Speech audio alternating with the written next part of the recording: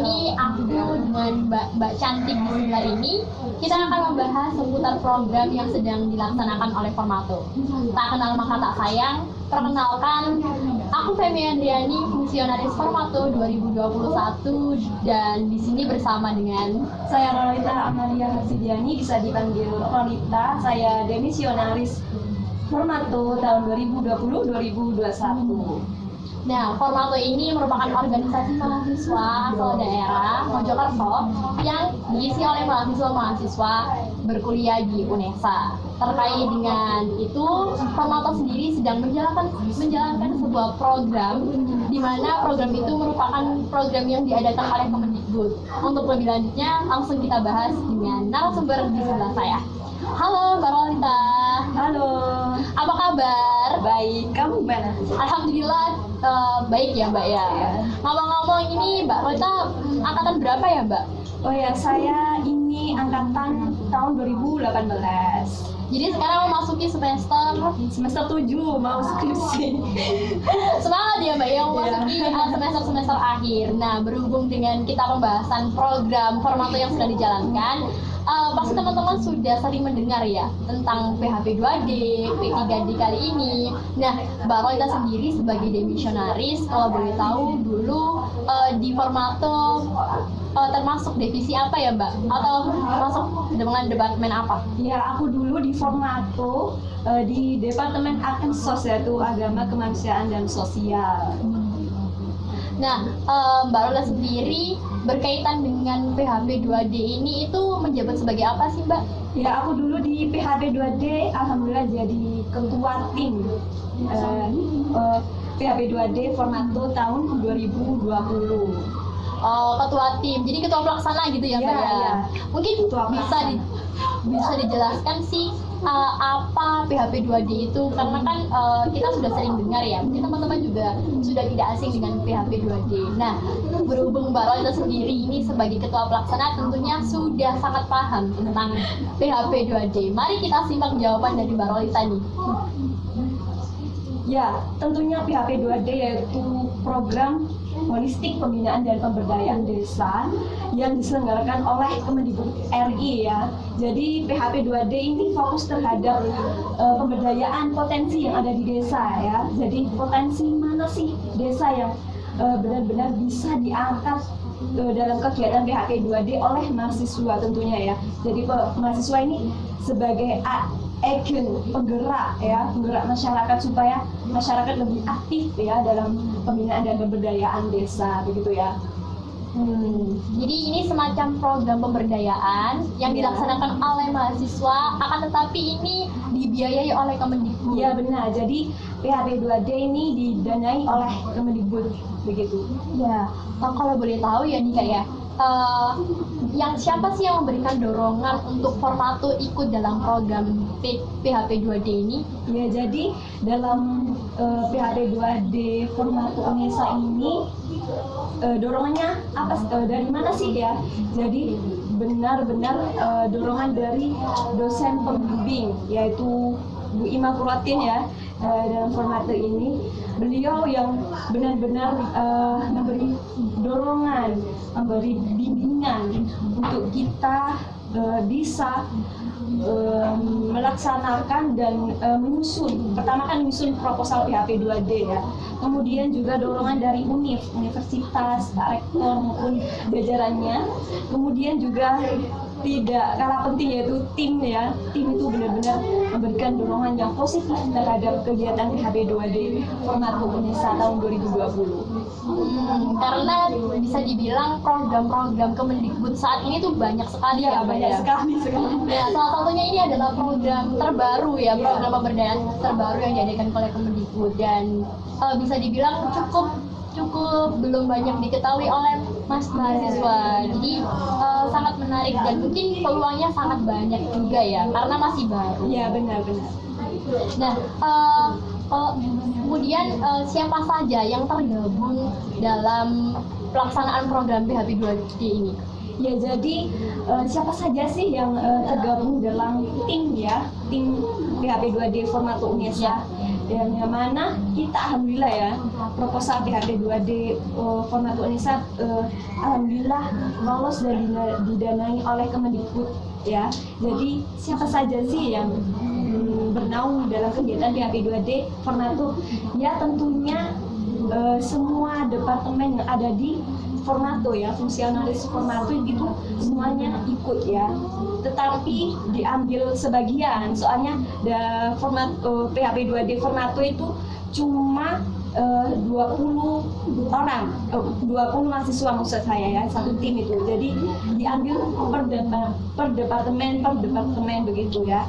Jadi semua departemen itu juga ikut dalam kegiatan PHP 2D ya. Berarti tim ini berasal dari fungsionaris Formatur dari berbagai macam departemen dan tentunya juga dari berbagai macam jurusan di Unesa ya. Iya benar sekali. Jadi jurusan di Unesa kan banyak sekali ya. Jadi kita di sini juga beberapa dari tim PHP 2D itu beberapa jurusan dan prodi, jadi saling berkaitan ilmunya, jadi lebih kreatif dalam mengembangkan sebuah kegiatan, soalnya kita dari berbagai jurusan begitu ya. Ada berbagai proses pertukaran pikiran, penyampaian pemikiran ya, dari perspektif dari berbagai banyak macam jurusan di Unesa. Nah, untuk itu pelaksanaan program PHP 2D ini dimulai dari kapan sampai kapan sih, Mbak? Ya, jadi PHP 2D Formatur tahun 2020 ya, itu dilaksanakan bulan Agustus saat itu ya. Pengumuman lolos didanai dari pemerintah itu 14 Agustus. Jadi 14 Agustus sampai saat itu sampai Desember awal tanggal 5 itu kita melakukan grand opening pariwisata di situ ya. Jadi dari Agustus sampai Desember. Oh, pelaksanaannya cukup panjang ya? Iya, sangat cukup panjang. Kalau tadi kita sudah membahas tentang proses pelaksanaannya. Nah, ingin tahu kalau proses seleksinya sendiri untuk ikut dapat tergabung dan sampai lolos didanai itu gimana sih, Mbak? Jadi untuk di seleksinya itu dari Kemendikbud sendiri ya. Jadi saya dulu mengetahui yang mendaftar itu sebanyak 15.000 tim mahasiswa seluruh universitas di Indonesia dari negeri maupun swasta ya. Tetapi yang lolos cuma 285 tim mahasiswa se-Indonesia yang negeri maupun yang swasta. Jadi sangat ketat sekali dalam seleksi PHP 2D ini. Gitu. Ada beberapa seleksi jadi itu yang menyeleksi pihak Kemendikbud sendiri ya. Jadi dari tim dari Kemendikbud sendiri yang menaungi dari kegiatan PHP 2D. Ya, mungkin jadi Unesa tidak ikut campur dalam proses seleksi. Iya. Jadi langsung dari Kemendikbudnya sendiri. Itu. Nah, untuk program PHP 2D sendiri nih ya, kan untuk pemilihan dari ruang lingkup PHP 2D Formatur sendiri apa? Ya, jadi ruang lingkup dalam kegiatan PHP 2D itu banyak sekali ya. Ada ekonomi kreatif, ada pariwisata dan lain-lain. Dan kami mengambil ruang lingkup pariwisata ya. Mengapa pariwisata? Karena di daerah kami dari Mojokerto itu potensi itu banyak di pariwisata. Jadi potensi sumber daya alam dari pariwisata itu sangat mendukung dengan kegiatan kita PHP 2D. Jadi ruang lingkupnya kita memilih pariwisata yang berbasis edukasi ya tentunya, karena Unesa juga kan kebanyakan keguruan, jadi kita lebih ke pariwisata edukasi. Untuk pemilihan tempatnya sendiri di wilayah Mojokerto gimana, Kak? Oh ya, jadi pemilihan tempat ya itu di Desa Sajen Kecamatan Pacet ya. Pacet itu kan banyak sekali sumber daya alam ya. Kemudian itu ya wisata. Iya, terkenal wisata saat itu di situ. Potensinya itu sangat mumpuni sekali ya, potensi yang ada di desa tersebut, di Desa Sajen. Di sana itu potensinya ada, tetapi potensi tersebut itu dikembangkan oleh pihak pemerintah desa. Jadi itu sumber masalah dari di sana kan. Nah, sumber masalah tersebut kami olah ya, kami olah menjadi suatu inovasi inovasi kreativitas untuk menyusun proposal kegiatan PHP 2D yang mana kita ambil judul yang manajemen edwisata yang berbasis teknologi informasi ya. Jadi kita hubung-hubungan dengan industri kreatif 4.0 gitu ya. Jadi kita lebih mengangkat pariwisata, edukasi, dan juga lebih mengangkat juga terhadap inovasi teknologinya begitu.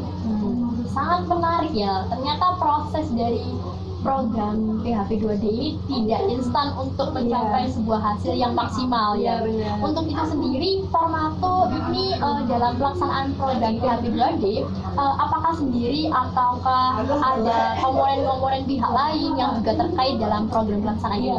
Ya, jadi dalam pelaksanaan PHP 2D yang sudah didanai, kita tidak bergerak sendiri ya, tim tidak bergerak sendiri, tetapi juga didukung oleh stakeholder yang ada di pemerintah desa tujuan ya. Jadi kita juga didukung dan dibantu oleh pemerintah desa yang mana itu ada BUMDes, kemudian kepala desa, kemudian perangkat desa dan jajaran-jajarannya, serta dengan dukungan tersebut kita itu lebih leluasa dalam kegiatan tersebut ya, bisa bertukar pemikiran dengan masyarakat sana. Kemudian kita juga bergerak dalam hal menggerakkan dalam kelompok sasaran, yang mana kelompok sasaran ini yang akan bergerak aktif dalam kegiatan kita, yaitu kita mengambil kelompok sasaran Karang Taruna,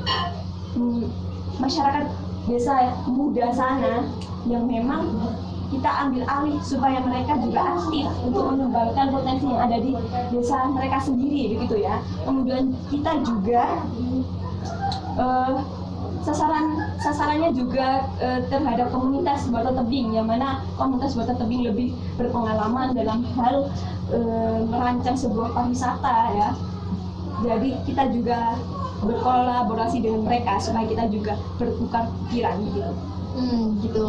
Jadi bisa dibilang memang prosesnya yang tidak mudah itu tadi ya, dan dimana memang hal-hal seperti ini, seperti pengabdian itu memang cocok untuk mahasiswa dapat mempraktekannya dalam masyarakat. Karena kita sebagai mahasiswa juga dituntut untuk bisa berkecimpung di dunia masyarakat ya. Dan ini pelaksanaan program PHP 2D ini bisa dibilang sebagai sebuah proses mahasiswa untuk mengenal masyarakat. Nah, Mbak, ini kan Formato ini pertama kali ya, untuk pertama kali mengikuti program PHP 2D ini di 2020 kemarin. Nah, gimana sih perasaannya Mbak Lolita sebagai ketua pelaksana ya, ketika mengetahui bahwasannya Formato ini lolos didanai Kemendikbud untuk melakukan program pemberdayaan ini?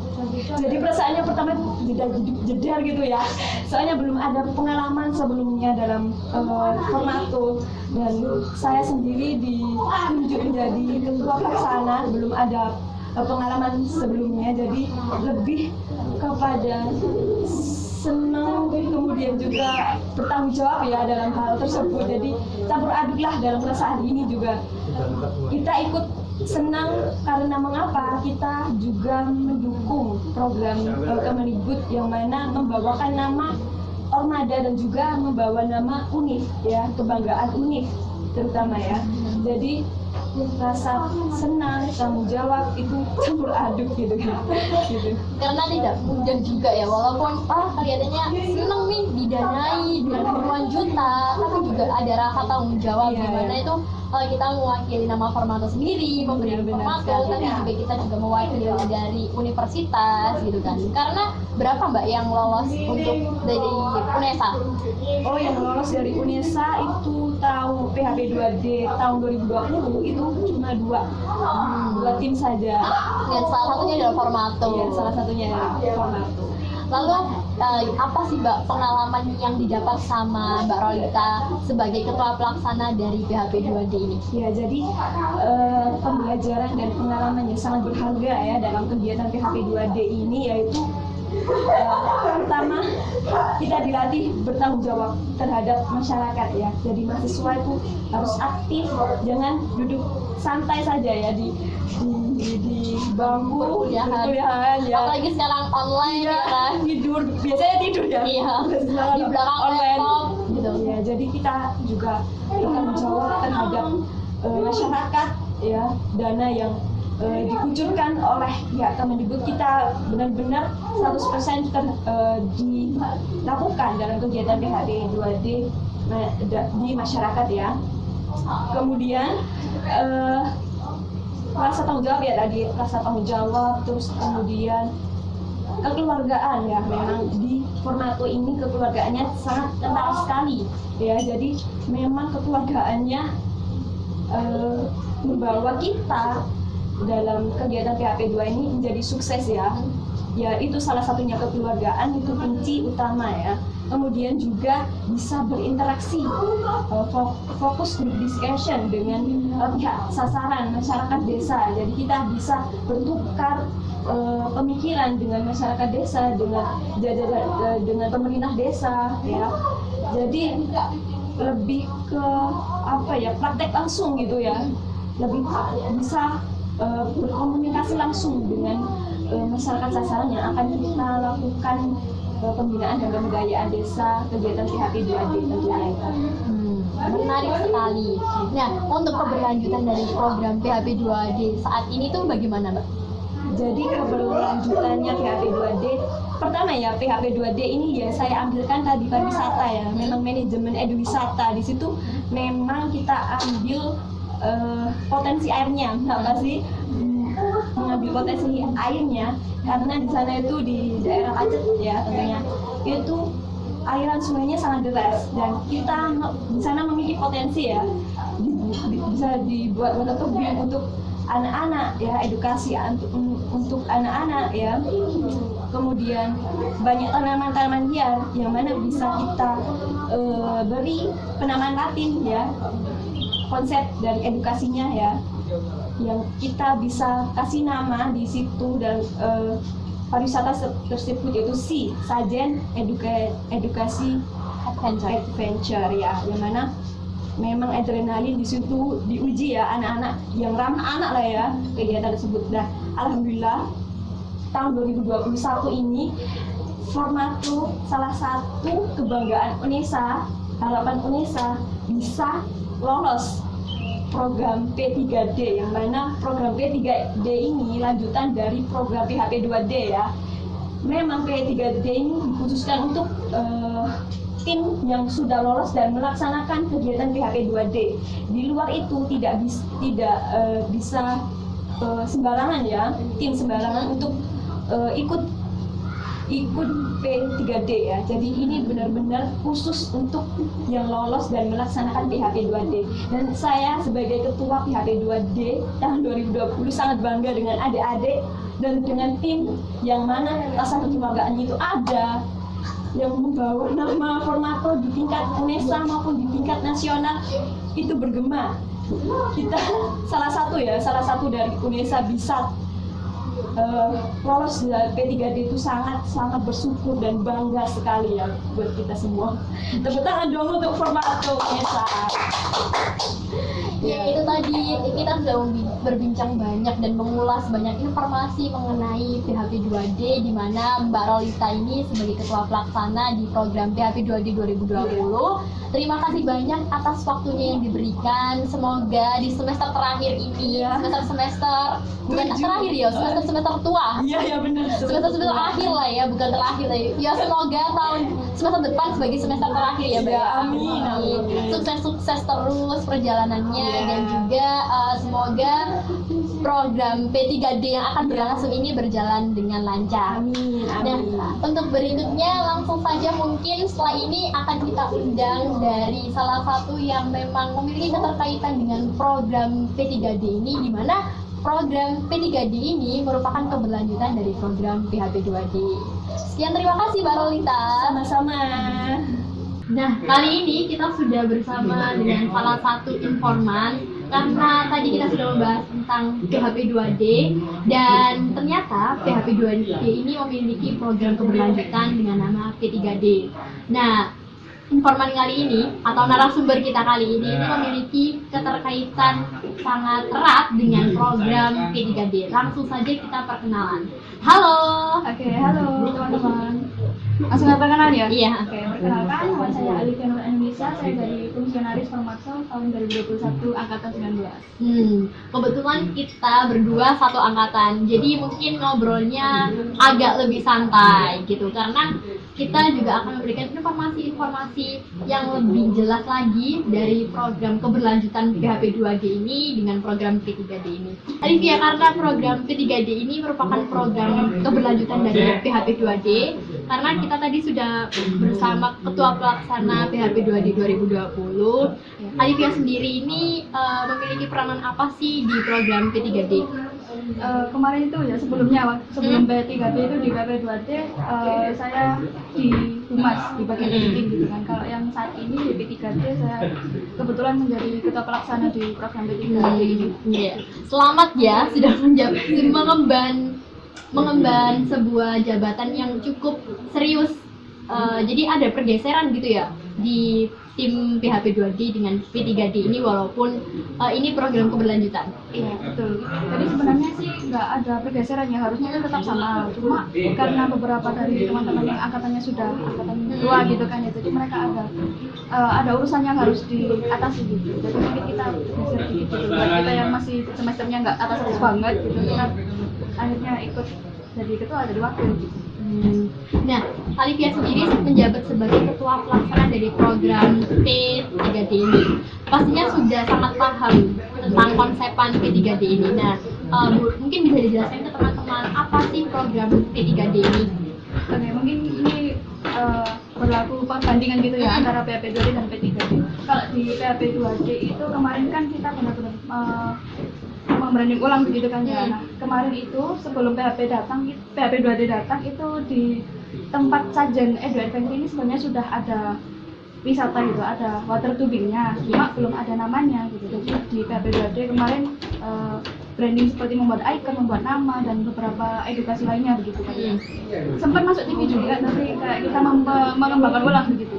Kalau di P3D ini kita kembali lagi untuk mengembangkan yang lebih dalam, seperti menambah unsur sabta pesona gitu kan. Terus ada lagi soal community based tourism. Itu perlu banget. Yang terakhir kita perlu banget untuk menambahkan K3 di dalam program P3D ini. Gitu. Nah, karena ada pergantian beberapa tim ya, Nah, untuk P3D sendiri ini diisi oleh siapa saja dalam tim ini?